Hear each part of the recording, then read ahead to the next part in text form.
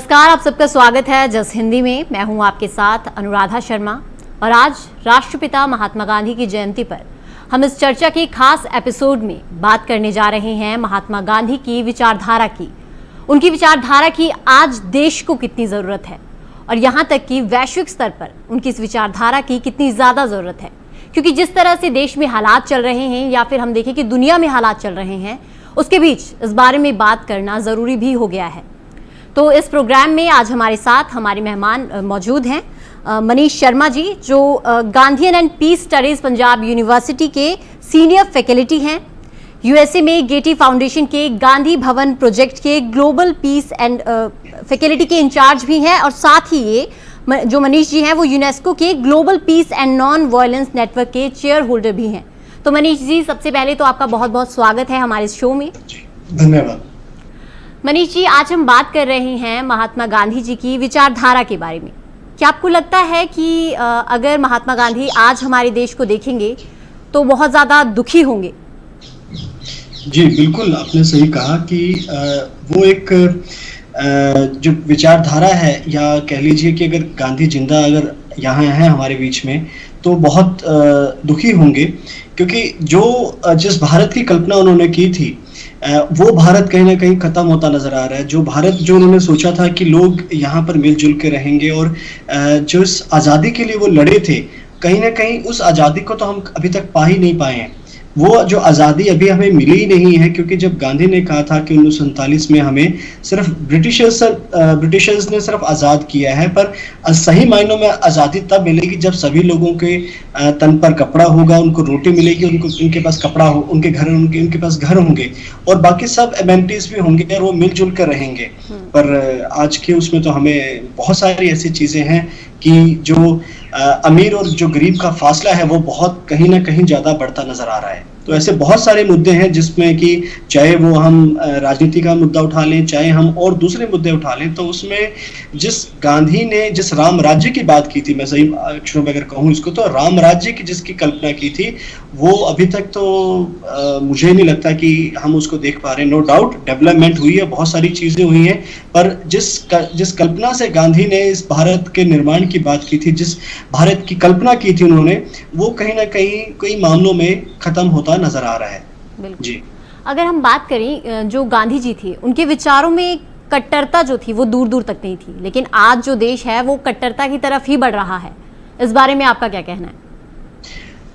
देखिए, कट्टरता उस टाइम भी थी और अभी भी है। कुछ चीज़ें जो अगर आप माइन्यूटली अगर उनको ऑब्जर्व करें तो बहुत सारे ऐसी चीज़ें हैं जिसमें कि अभी भी चीज़ें प्लांटेड हैं, कोई अपने आप से नहीं है।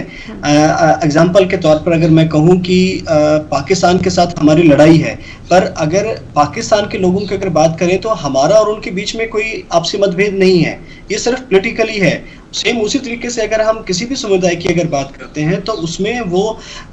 हमारा किसी के साथ कोई मनमुटाव या और कुछ नहीं है, पर एक जो चिंगारी जो बीच में डाल दी जाती लोगों द्वारा, तो वो एक बहुत बड़ी विडंबना है हमारे लिए कि हम उनके जो नापाक इरादे हैं उनको नहीं समझ पाते हैं। दूसरा, हमारी जो अंडरस्टैंडिंग है, हम जिस चीज़ को देखते हैं क्या वो सही मायनों में सच है और क्या सुन रहे हैं, क्या वो सही मायनों में जो सही बात हमारे साथ पहुंच रही है, और हम उसको कैसे तोड़ मरोड़ के अगर बात करते हैं, तो वो एक बहुत बड़ी विडंबना है जिसमें कि न केवल भारत बल्कि पूरा विश्व इस चीज़ से दो चार हाथ हो रही हैं उनके भी। बिल्कुल। साथ ही हम बात करें कि हमने देखा था कि जो गांधी जी थे वो अहिंसावादी थे, लेकिन आज जिस तरह से माहौल बना हुआ है विश्व स्तर पर देखें या फिर देश में देखें, तो हिंसा को ज़्यादा हम लोग फॉलो कर रहे हैं, अहिंसा का तो कहीं नामो निशान तक नहीं है। बिल्कुल सही आपने ये चीज़ प्रश्न उठाया। यहाँ पे जो रशिया और यूक्रेन का जो मसला है, अगर रशिया अगर दोबारा यूक्रेन को अगर खड़ा भी करना चाहे वहाँ पर, तो उसको बहुत समय लग जाएगा। और वो किस वजह से वो सब चीज़ें हो रही हैं, उनके जो क्या डिफरेंसेस हैं, क्या उनके इश्यूज हैं, अगर वो बैठ के अगर वो बात कर लेते तो शायद इतना जो मानवता का जो खून बहा है, और सिर्फ एक खून बहना एक अलग चीज़ है, पर मैं सही मायनों में कहूँ कि जो डेवलपमेंट वहाँ थी, जो उनकी ग्रोथ थी, आज किसी की भी थी, वो कहाँ तक हम उसको वापस पा पाएंगे। बहुत सारे जो भारतीय जो स्टूडेंट्स जो वहाँ पर यूक्रेन में फंस कर जो वापस आए हैं और जो वहाँ पर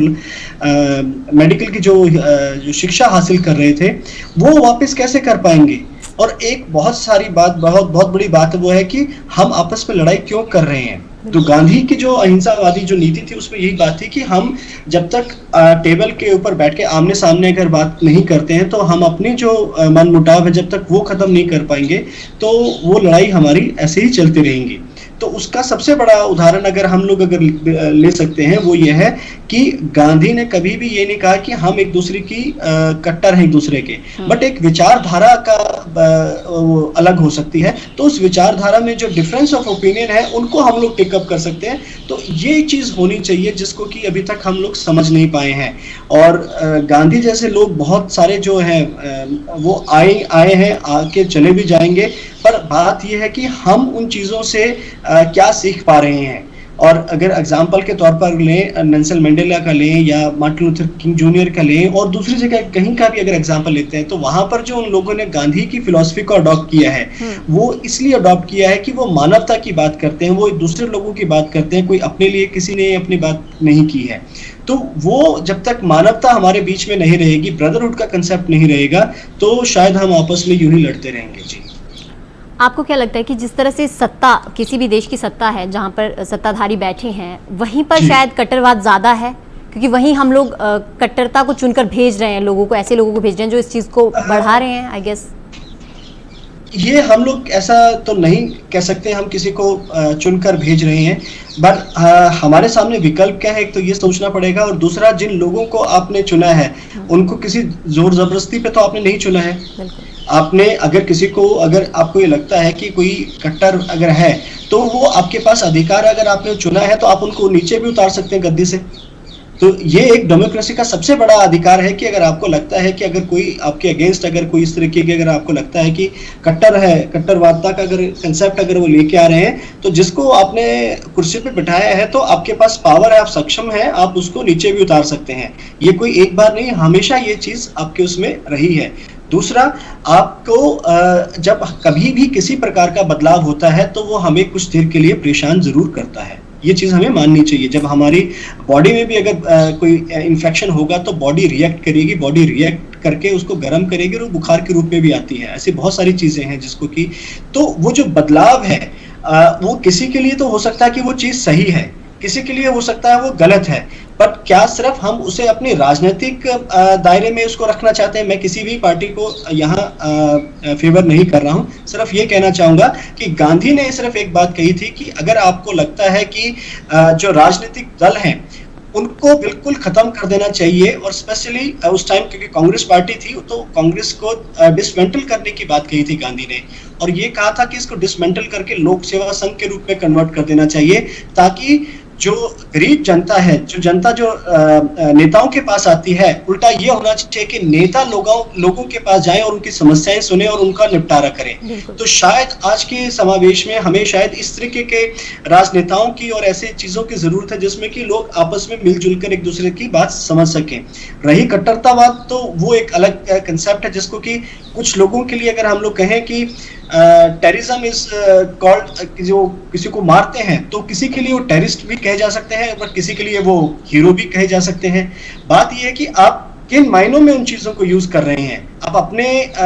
फायदे के लिए कर रहे हैं या देश का हित उसमें मानकर चल रहे हैं। अगर देश का हित है और वो गलत कर रहे हैं तो वो कट्टरतावाद, अगर मैं उसको सही मायनों में कहूंगा, पर अगर वो देश की एकता और उसको जोड़ने के लोगों को बात कर रहे हैं और उससे बहुत कुछ अच्छा प्रभाव पड़ रहा है तो वो एक अच्छे कंसेप्ट भी हो सकता है। बट बात यही है कि आप अपने लिए बात कर रहे हैं कि सभी के लिए बात कर रहे हैं। जी, बात जो आपने भी कही, बहुत अच्छी बात कही कि कट्टरतावाद जिस पे आपने बात की, लेकिन बात यहाँ पे ये है कि अगर हम अहिंसावादी हैं तो हम इस अहिंसावादी विचारधारा को हम सोचते हैं कि हम फॉलो करते हैं, जो गांधी जी ने जो हमें सिखाया या गांधी जी की जो विचारधारा थी, लेकिन उसको एक तरह से आज हम बिल्कुल भूल गए हैं। इसके पीछे क्या कारण है कि क्यों हम अहिंसा को बिल्कुल भी अपनाना नहीं चाहते और सोचते हैं कि छोटे छोटे निपटारे भी सिर्फ हिंसा के दम पे हो जाएंगे? एक तो गांधी ने ये कहा था कि जो अहिंसा का जो मार्ग है वो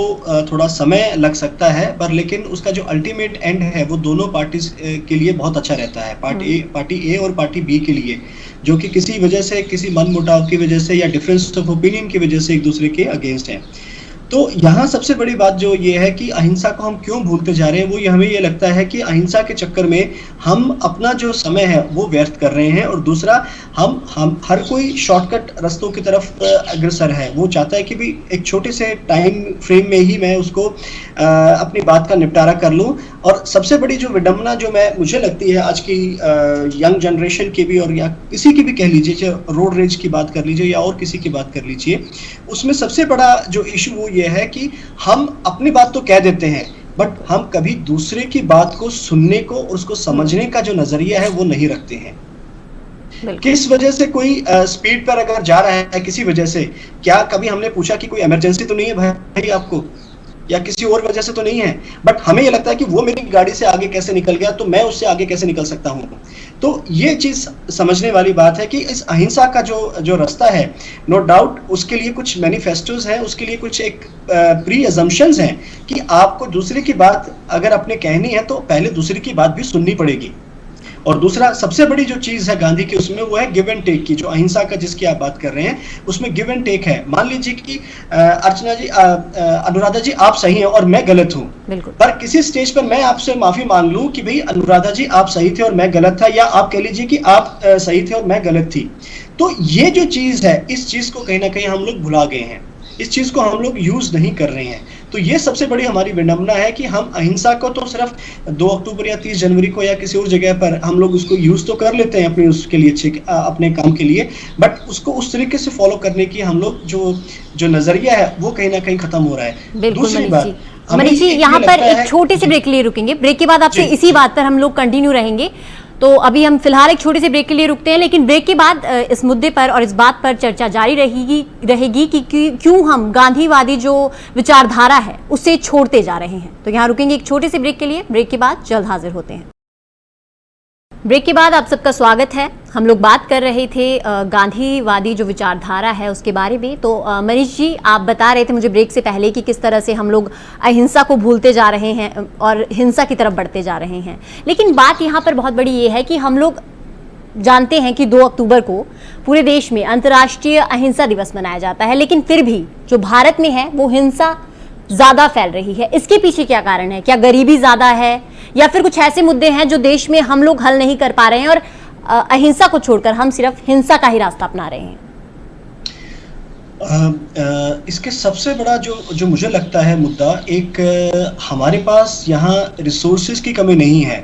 पर सबसे बड़ी बात जो और उसके साथ ये लग रही है कि रिसोर्सेज तो है पर लेकिन हमारी जो पॉपुलेशन है वो अपने आप में बहुत ज़्यादा है, जिसकी वजह से जो हमारी जो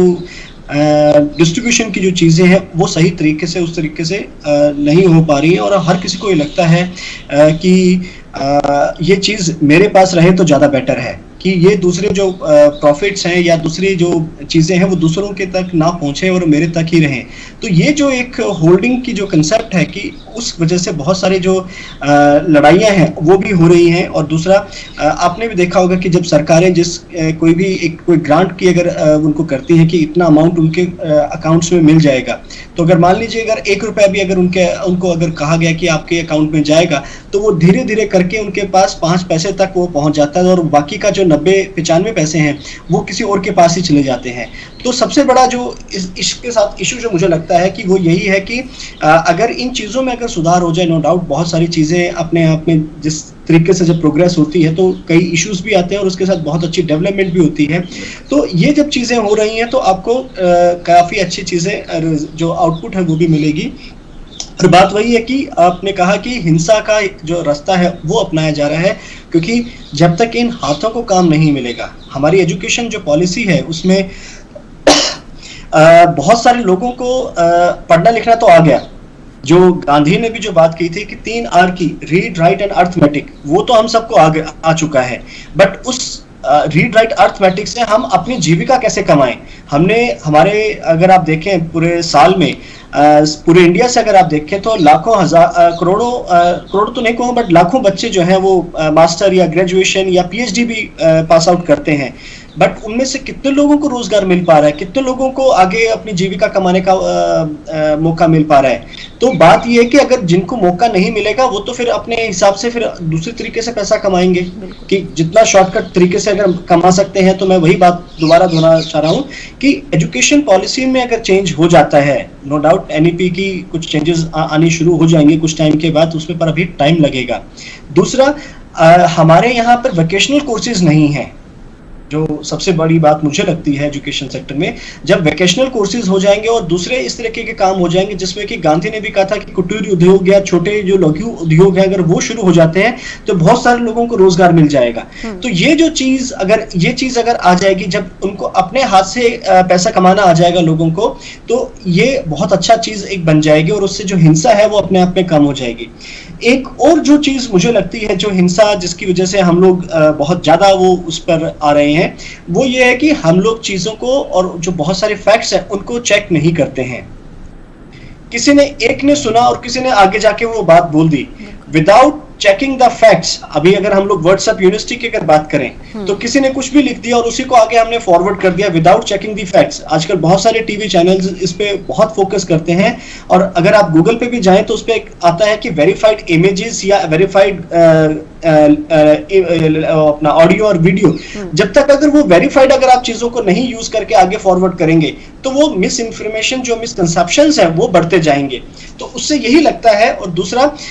हर किसी को एक हिंसा का एक तरीका इसलिए भी पसंद आता है कि उनको लगता है कि कोई दूसरा जो है उनकी बात को मान लेगा, पर वो ये भूल जाते हैं कि अगर दूसरे के पास उससे कहीं ज्यादा खतरनाक हथियार आ गए तो वो भी आपको अपनी बात उसी तरीके से मनवाएगा जैसे आपने मनवाने की कोशिश की है। हो सकता है वो ज्यादा बर्बर तरीके से हो। तो ये एक विशेष सर्कल है जिसमें कि हमें फंसना नहीं है। पर प्रॉब्लम वही है कि हर कोई ये चाहता है कि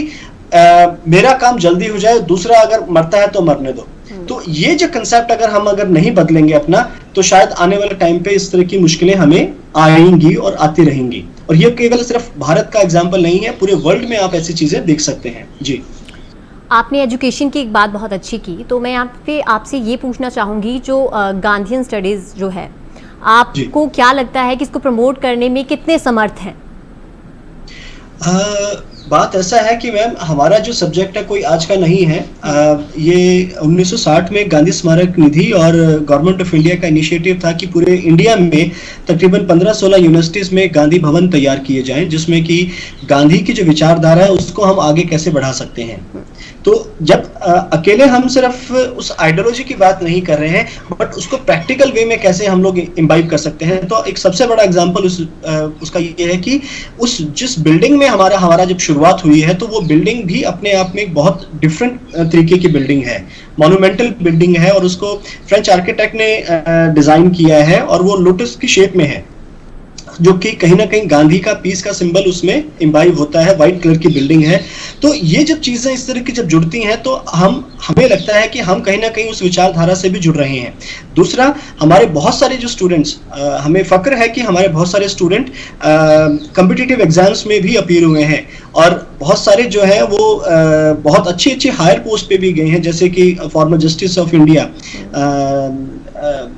जगजीत सिंह खेर जी, और बहुत सारे ऐसे लोग हैं। अभी भी बहुत सारे ऐसे स्टूडेंट्स हैं जो कि सेशन जज हैं या डिस्ट्रिक्ट जज हैं। तो वो हमें ये आके बताते हैं कि आपने जो गांधी का जो विचारधारा या गांधी जी का जो जंतर है, जिसमें उन्होंने कहा था कि जब भी कभी आप दुविधा में हो और कोई डिसीजन लेना चाहें तो उस आदमी को याद कीजिए आपके आसपास जो है, जिसको कि अगर उसके ऊपर वो चीज इंप्लीमेंट करने जाएंगे तो उस पर वो क्या असर करेगी, उसके ऊपर कैसे रिफ्लेक्ट करेगी। तो जब इस तरह की विचारधारा जब हमारे सामने आती है और जब वो आके बताते हैं, तो हमें लगता है कि हमें इस विचारधारा को और अच्छे तरीके से लोगों तक पहुंचाना चाहिए। तो ये एक हमारा माध्यम है। हम ना केवल सिर्फ इंडिया के स्टूडेंट्स को, बल्कि हमारे पास फॉरेन के स्टूडेंट्स भी आते रहे हैं, थाईलैंड से भी हैं, कोरिया से भी आए हैं, अभी एट प्रेजेंट हमारे पास ईरान से भी स्टूडेंट हैं, कुछ पहले भी करके जा चुके हैं पीएचडी। तो और दूसरा हमारी सिर्फ 40 सीटें हैं हमारे पास, उन 40 सीटों के पीछे 436 बच्चे हमारे पास अब की बार उन्होंने अप्लाई किया है, और हमारा खुद का कॉम्पिटिटिव एग्जाम है कि जब तक वो क्लियर नहीं करेंगे वो आपका एडमिशन नहीं हो सकता, उसके भी अलग से मार्क्स हैं। तो ये चीजें जब आती हैं कि 40 सीटों के पीछे 436 बच्चे अप्लाई कर रहे हैं और उसके ऊपर काम कर रहे हैं, तो इट मीन्स कि हमारा जो कुछ नजरिया है कुछ पढ़ाने का शायद वो भी अच्छा है, और कुछ बच्चों की और एक चीज मैं यहाँ आपसे आप भी एग्री करेंगे कि गांधी को पढ़ने के लिए कोई युवा ही नहीं, हमारे पास जो रिटायर्ड लोग हैं जो कि गांधी को और अच्छे से पढ़ना चाहते हैं वो भी आ रहे हैं। एक यूपी से हमारे पास आए, एक हमारे पास अभी जो फिलहाल है वो कलकत्ता से इन लाइन है, जो कि वो चाहते हैं कि मैं पीएचडी यहाँ करना चाहूँ। अभी परसों ही मेरे पास एक रिटायर्ड ऑफिसर आए हैं, वो कहते हैं मैं करना चाहता हूँ इसको जी। और ऐसे बहुत सारे एग्जाम्पल हैं जिसमें कि हम ना केवल सिर्फ गांधी की जो आइडियोलॉजी उसको सिर्फ पढ़ा रहे हैं, बल्कि प्रैक्टिकल वे में भी हम लोग उसको इम्प्लीमेंट करने की कोशिश करते हैं, चाहे वो स्वच्छता अभियान है या और कोई कंपटीशन जिसके थ्रू बच्चे कुछ सीख सकें, कुछ उनको पढ़ सकें। और ये एक माध्यम है जिसको कि गांधी को विचारधारा ने, गांधी ने एक बहुत अच्छी बात की थी कि अगर आपको लगता है कि मेरे गांधीज्म से कुछ आपको अच्छा लगता है तो उसको अपनाइए, आपका अगर कुछ भला हो सकता है, कुछ आपको कोई फायदा हो सकता है, प्लीज आप उसको अडॉप्ट कीजिए, अदरवाइज जिस दिन मैं मरूं तो मुझे उसी टाइम बंद कर दीजिएगा, इस मेरे को दफना दीजिएगा। तो ये चीजें हैं जिसमें कि उन्होंने कहा था कि my life is my message. तो बहुत सारी चीजें हैं जिसको कि कुछ समय नहीं लग सकता, पर लेकिन एक जिंदगी लग सकती है गांधी को समझने के लिए और उसको प्रैक्टिकल वे में। पर फर्क यह है पढ़ना और उसको आगे प्रैक्टिकल वे में करना, तब कहीं जाके गांधी शुरुआत कर सकते हैं हमारे साथ चलने की, या हम उनके साथ चलने की तैयारी कर सकते हैं। तो फासला सिर्फ इतना ही है कि हम पढ़ रहे हैं, लिख रहे हैं, बट उनको अपने अंदर इम्बाइब नहीं कर पा रहे हैं। जी मनीष जी, जो हिंसक होती है इस दुनिया में, हम और ऐसा क्या कर सकते हैं कि जिससे गांधीवादी जो सोच है उसको आज के युवाओं में भी पहुंचा सके? आप तो स्टडीज़ के बारे में आपने भी बताया हमें, और कुछ चीज़ें हो सकती हैं जिससे कि शायद हमारी जो सोच है उसमें बदलाव आए और हम लोग उस तरफ वापस जाएं। देखिए अनुराधा जी, आपको जानना है तो आपको अपने अंदर ही झांकना पड़ेगा पहले। स्मॉल स्टिल वॉइस, गांधी ने उस चीज को कहा है कि जब तक हम अंदर जो अंतरात्मा है जब तक उसको नहीं सुनेंगे तब तक हम किसी की नहीं सुन सकते, क्योंकि वही एक डायरेक्शन ऐसी है जो कि हमें सही रास्ते पे भी ले जा सकती है और गलत रास्ते पे भी ले जा सकती है। दूसरा, अगर गांधी की विचारधारा को आगे लेके जाना है तो आज के माहौल में जिस तरीके का, जैसे मैंने एग्जांपल दिया था कि यूक्रेन का और रशिया का, क्या वजह रही है कि वो प्रॉब्लम में है, हम दूर क्यों जाए? पाकिस्तान के साथ भी हमारे कॉन्फ्लिक्ट हैं, बट ये पॉलिटिकल कॉन्फ्लिक्ट है हमारे। हम इनको अगर दूर करना चाहते हैं तो उसके लिए हमें टेबल पे बैठना पड़ेगा। टेबल पे बैठने के लिए हमें अपनी जो ईगो है वो खत्म करनी पड़ेगी, या ये कहूं कि भाई मैं सुप्रीम हूं, मैं हायर अथॉरिटी हूं और मेरे से ऊपर कोई नहीं हो सकता, मेरे को कोई नहीं सिखा सकता, ये गांधी ने कभी नहीं कहा। गांधी ने कहा कि मैं जो आज जो कह रहा हूं वो मैं सत्य के ज्यादा नजदीक हूं, उसको अच्छे से मैं बता सकता हूं, बट जो मैंने कल कहा था मैं उस चीज को प्लीज मत पढ़िएगा, जो मैं आज जो बोल रहा हूं उसको प्लीज एक्सेप्ट कीजिए, क्योंकि मैं ट्रुथ के ज्यादा नजदीक आ चुका हूं। तो यहाँ असली अंडरस्टैंडिंग वो तब होगी जब हम उन चीजों को पढ़ने के साथ उन चीजों को प्रैक्टिकल वे में भी करने की कोशिश करें, और कोई दिखावे के लिए नहीं, उसको कैसे हम लोग आगे जनरेशंस तक पहुंचा सकते हैं। और सबसे बड़ा एग्जांपल आपका सस्टेनेबल डेवलपमेंट गोल्स है जो 2015 ऑनवर्ड आप देख रहे हैं, वो गांधी की ही देन है, जिसको कि हम लोग आगे एक अलग रूप में पहचानने की कोशिश कर रहे हैं। बिल्कुल सर, आपने बहुत बड़ी बात कही कि हम लोग खुद के अंदर झांकने की बहुत ज़्यादा ज़रूरत है। तो मनीष जी, पहले तो आपका बहुत बहुत धन्यवाद करूंगी कि आपने हमारे साथ बातचीत की, हमें समझाया अच्छे से कि किस तरह इस विचारधारा को हम लोग बाकी लोगों के बीच लेकर जा सकते हैं, क्योंकि ये जो विचारधारा है इसको अगर आपको अपनाना है या गांधीवादी विचारधारा को आप समझना चाहते हैं तो उसके लिए सिर्फ पढ़ने की जरूरत नहीं है, आपको अपने अंदर झांकने की जरूरत है। क्योंकि गांधी जी ने आज़ादी की लड़ाई के साथ साथ बहुत कुछ किया है, छुआछूत उन्मूलन, हिंदू मुस्लिम एकता, बहुत सारे उन्होंने ऐसे आंदोलन किए जो शायद हमारे लिए बहुत ज़रूरी थे, हमारे देश के लिए बहुत ज़रूरी थे, और आज भी ये बहुत ज़्यादा ज़रूरी है, वो समझने की हमें ज़रूरत है। तो फिलहाल के लिए मैं आप सबसे इजाज़त लूँगी, मुझे दीजिए इजाज़त, नमस्कार।